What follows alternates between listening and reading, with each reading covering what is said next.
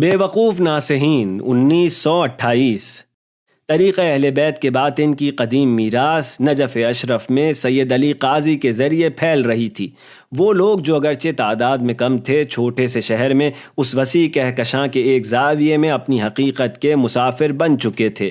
وہ راہ جو عرفانی، نظری، فلسفہ و حقیقت یابی کے لیے بنے گئے بشری ذہن کے تانوں بانوں سے بالا تر تھی۔ شارح توحید میں غرق ہو جانا اور اپنی حقیقت میں غور و فکر جو ہستی میں مقام ولایت کے حضور سے ناقابل انکار تعلق رکھتے ہیں، وہ مسافر جو چار عقلی سفر طے کرنا چاہتے ہیں، لیکن یہ سفر اسفار اربع اور فصوص الحکم پڑھ کر طے نہیں کرتے تھے، بلکہ وہ مرد تھے جو آدھی رات کو شاہین معرفت کی تجلی کی طلب میں سجدے میں سر رکھتے اور اپنی نابودی کی سرحد تک آنسو بہایا کرتے تھے، اور اگر فلسفہ و عرفان کی کتابیں ان کے ہاتھوں میں دکھائی دیتی تھیں تو انہیں اس لیے اپنے ساتھ رکھتے تھے تاکہ جو کچھ سفروں میں حاصل کیا ہے اسے زبانی طور پر بیان کر سکیں۔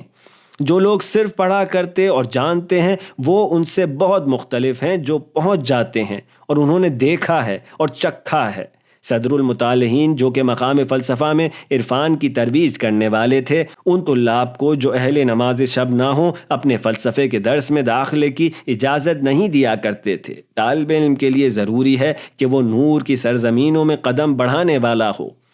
سید مہدی بحر العلوم نے اپنے فقہ کے درس کو ختم کر دیا تھا کیونکہ طلاب شب زندہ داری نہیں کیا کرتے تھے۔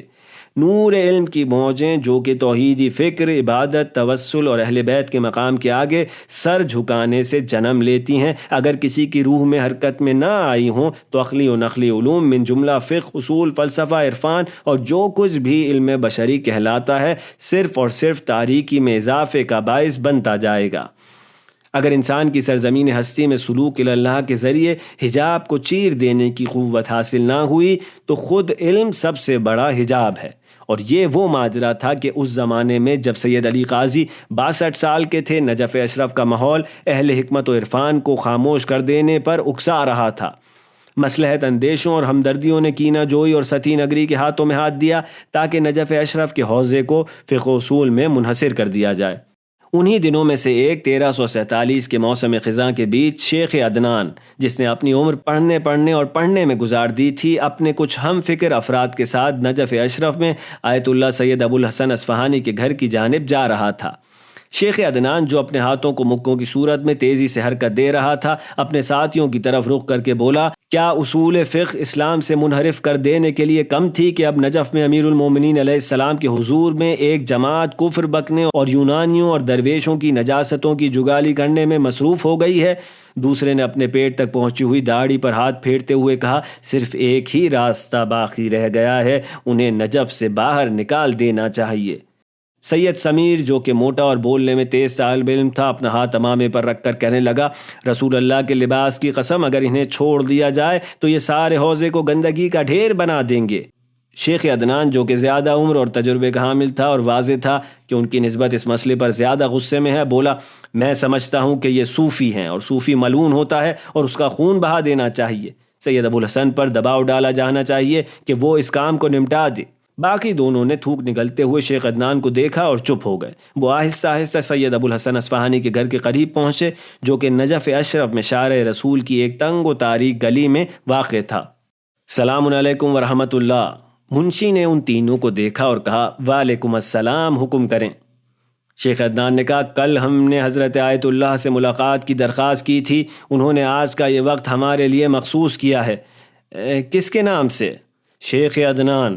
اس شخص نے اپنے ہاتھوں میں موجود کاغذ پر نظر ڈالی اور کہا، ہاں، چند لمحے انتظار فرمائیے۔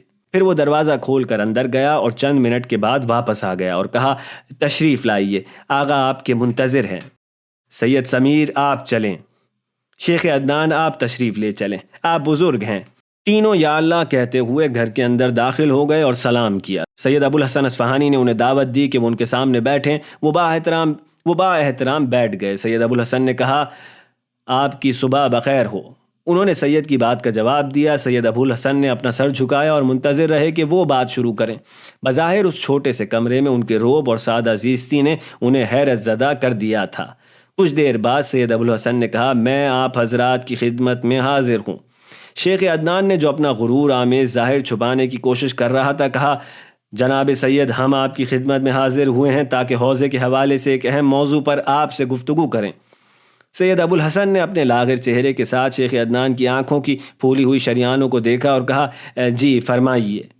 شیخ عدنان نے سید سمیر اور لمبی داڑھی والے شیخ کو کنکیوں سے دیکھا اور کہا، ہم ان حضرات کے ساتھ جو کہ فقہی دروس کے برجستہ اساتذہ میں سے ہیں آپ کی خدمت میں حاضر ہوئے ہیں تاکہ یہ عرض کریں کہ حوض نجف کی فکری صورتحال افسوسناک ہے۔ سید ابو الحسن نے کچھ ٹھہر کر کہا، تمام شیعہ حوضوں کی صورتحال خراب ہے۔ میں شروع سے ہی جب سے یہ بھاری ذمہ داری میرے کاندھوں پر ڈالی گئی تھی اس میں کوشش کر رہا ہوں تاکہ مسائل کو حل کیا جائے، لیکن آپ کا مقصود کون سا خاص مسئلہ ہے؟ جیسا کہ آپ جانتے ہیں کہ طلاب شدید مشکلات سے دوچار ہیں، دوسری طرف فقہی مسائل کو جدید کرنے کی ضرورت ہے تاکہ طلاب اور لوگوں کے درمیان فاصلہ نہ ہونے پائے۔ فقہی بنیادوں میں بھی اصلاحات کی ضرورت ہے کہ اگر ایسا نہ ہو تو آئندہ نجف اشرف کی فقہی مرکزیت تبدیل ہو جائے گی، اور اسی طرح کے بہت سے دوسرے مسائل۔ اب آپ بتائیے کہ حوضے کے کون سے مسائل آپ کے مد نظر ہیں؟ شیخ عدنان نے جلدی سے کہا، جناب سید، آپ جانتے ہیں کہ قدیم زمانے سے شیعہ حوضوں میں اصولیوں اور اخباریوں کے درمیان مقابلہ اور تنازع چل رہا ہے، لیکن اس کے باوجود حوض علمیہ نے اپنا دور گزارا اور ان دونوں گروہوں کے علماء کی پرورش کی ہے۔ سید ابو الحسن اصفہانی غور سے سن رہے تھے، انہوں نے کہا، جی ایسا ہی ہے۔ شیخ عدنان نے پہلے سے زیادہ خود اعتمادی کے ساتھ کہا، لیکن پریشان کن مسئلہ یہ ہے کہ ایک فلسفی، صوفی اور سنی پرست جماعت پیدا ہو گئی ہے جو طلاب کے افکار کو منحرف کرنے اور انہیں مکتب تشیع کے اصولوں سے دور کرنے میں مصروف ہے۔ ہمارے خیال میں پوری قوت سے ان کا مقابلہ کیا جانا چاہیے۔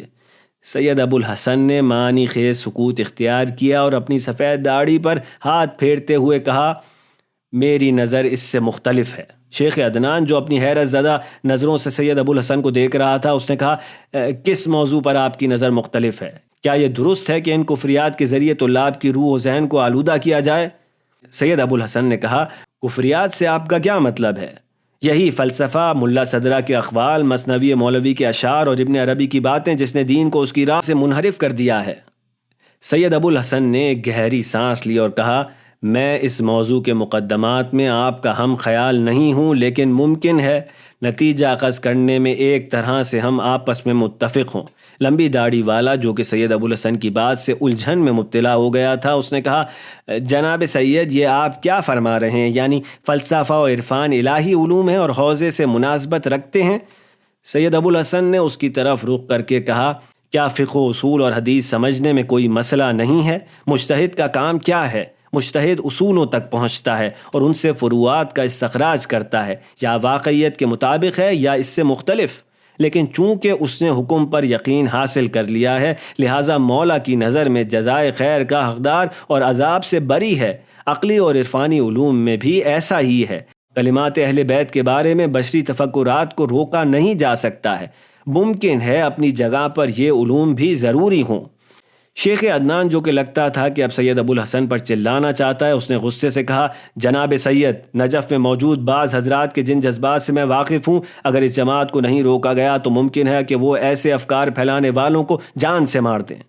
سید سمیر اور شیخ نے ایک دوسرے کو کنکیوں سے دیکھا اور سید ابو الحسن کے بولنے کا انتظار کرنے لگے۔ سید جو کہ لگتا تھا اس کلام کی چبھن سے رنجیدہ ہو گئے تھے، گہری سانس لی اور کہا، اس مسئلے کے حل کے لیے میں شروع سے اس بات کا قائل تھا کہ حوض نجف صرف فقہ جعفری سے متعلق ہو اور عقلی علوم کی ذمہ داری مشہد و اصفہان کے حوضے پر ہو۔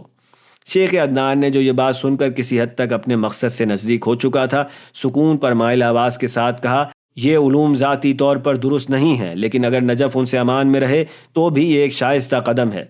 سید ابو الحسن نے کچھ توقف کیا اور کہا، لیکن میں اس فکر میں تھا کہ یہ کام کہاں سے شروع کیا جائے۔ سید سمیر نے کہا، یہ کام کوئی مشکل دکھائی نہیں دیتا جناب سید، آپ آغاز کار میں اس سلسلے کے پرچمداروں کو ان کی جگہ پر بٹھا دیں۔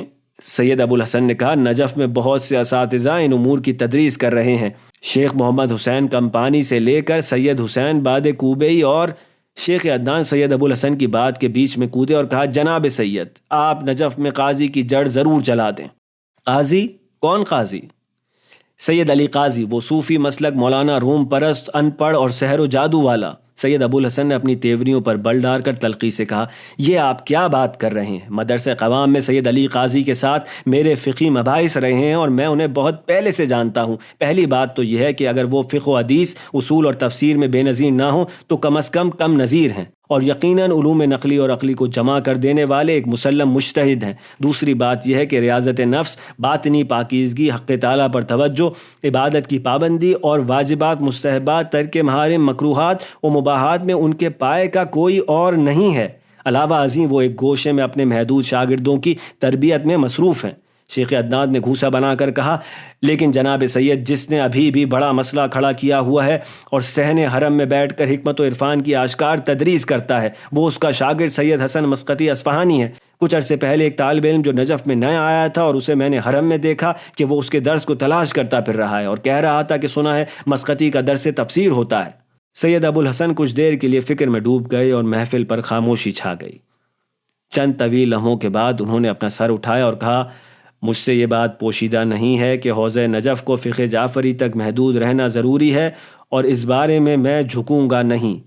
سید حسن مسقطی کے بارے میں گوشہ و کنار سے مجھے خبر ملی ہے کہ وہ صحن حرم میں ان امور کی آشکار ترویج کرتے ہیں، لہٰذا انشاءاللہ میں کوئی راستہ نکالوں گا کہ حوضے میں اس سلسلے کا بندوبست اپنے طور پر کر دوں۔ میں آپ حضرات کا بھی شکر گزار ہوں کہ یہ نکات آپ نے بیان فرمائے۔ شیخ عدنان نے اپنے ساتھیوں پر نظر ڈالی اور جیسے چاہتا ہو کہ قطعی اور تند و تیز نتیجہ سید ابو الحسن پر مسلط کرے، چاپلوسی سے کہا، جناب سید، ہم آپ کی عنایت و فراست کے شکر گزار ہیں، خدا آپ کا سایہ حوض علمیہ کے سر پر سلامت رکھے، لیکن صرف اس نکتے پر ایک بار میں پھر تاکید کروں گا کہ اگر بیت مرجعیت سے اس جماعت کے خلاف مناسب و شائستہ اقدام نہ کیا گیا تو نجف میں خون ریزی کا امکان ہے۔ بہتر ہے کہ جناب عالی کی تدبیر اس حساسیت کی مناسبت سے ہو۔ ہمارا خیال ہے کہ صوفی مسلک جماعت کی جڑیں کاٹ دینی چاہیے، لیکن اگر آپ قاضی جیسوں کے مکتب کے شاگردوں کے خلاف اقدام کرنا چاہتے ہیں تو کیجیے، لیکن مجھے ڈر ہے کہ کچھ ہمدرد لوگ اپنے طور پر اقدام کر کے نجف کو ہنگاموں اور خون ریزی سے دوچار نہ کر دیں۔ سید ابو الحسن نے شیخ عدنان پر ایک سرد نگاہ ڈالی اور کہا، بڑی حماقت ہوگی کہ اگر کوئی خود سے کسی قسم کی کارروائی کرے۔ شیخ عدنان نے دانت پیس کر شیخ اور سید سمیر کو دیکھا اور غصے سے کہا، حضرات چلیے۔ سید ابو الحسن نے جو فکر و اندوہ میں ڈوبے ہوئے تھے، جو کہ ان کے چہرے سے بھی عیاں تھا، کہا، خدا کی امان میں رہیں۔ وہ تینوں اشخاص اپنی جگہ سے اٹھے اور گھر سے باہر نکل آئے۔ انہوں نے سید ابو الحسن اصفہانی کو ان کی دانست میں حوضے کے لیے ضروری مصلحت کے ساتھ تنہا چھوڑ دیا۔